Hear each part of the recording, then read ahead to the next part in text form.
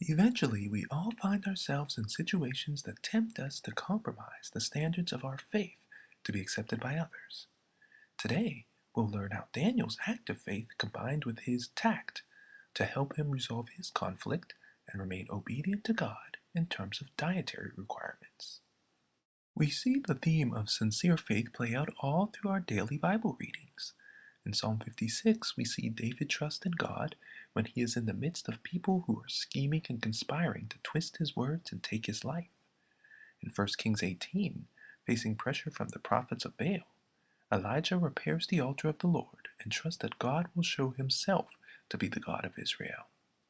In Jeremiah 29, even in exile, Jeremiah trusts that God is still with his people.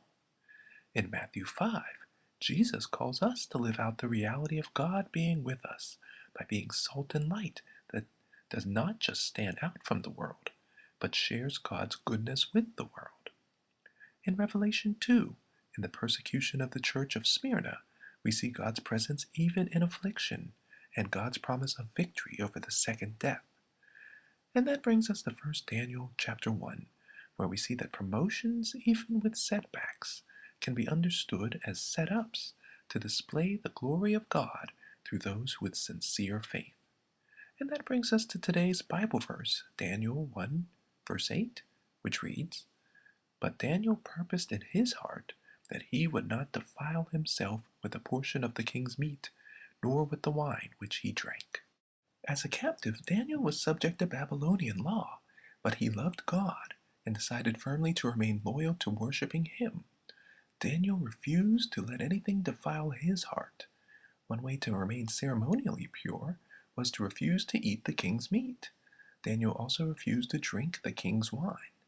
Daniel's purpose to obey God was exemplified by his statement of refusal and his willingness to operate under an alternate diet that would satisfy both sides.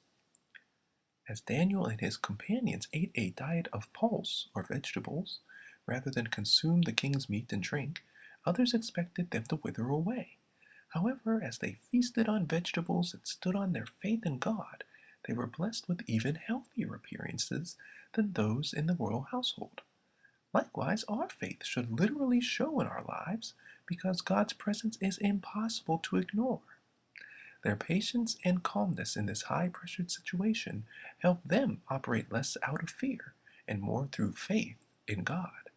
They were confident that they would not only survive, but thrive in God's care. Despite Daniel's youth and the fact that he was a captive, he honored God in all that he did. Moreover, he did not plot to escape his captivity or otherwise thwart Nebuchadnezzar's schemes. By staying where God had placed him, Daniel and his friends were able to be witnesses of God's power simply by being obedient. While these four men distinguished themselves before Nebuchadnezzar, they also distinguished themselves before God through their courage and faithfulness to God's commands. Out of all the other Jewish youth enrolled in this leadership program, only these four are recorded to have maintained steadfast loyalty to their God. Their physical appearance astounded those around them, especially when accompanied by the God-given gifts of discernment and prophecy. Daniel and his three friends were wiser than all their peers and outdid even the king's diviners, who sought secret knowledge through communication with the spirit world. Daniel and his friends' testimony was not in their ability to pray for and receive an immediate release from captivity, but rather a demonstration of how God kept them, elevated them, and ultimately made them victorious in a treacherous situation. God honored their faithfulness by using them to leave a powerful and lasting testimony of the one true living God. Here's our lesson. Those whom society designates as role models are not guaranteed to be examples worth following.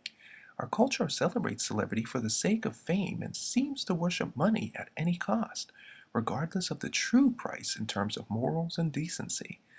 How then can we demonstrate principles and cherish faith in God when the very opposite is what receives all the attention?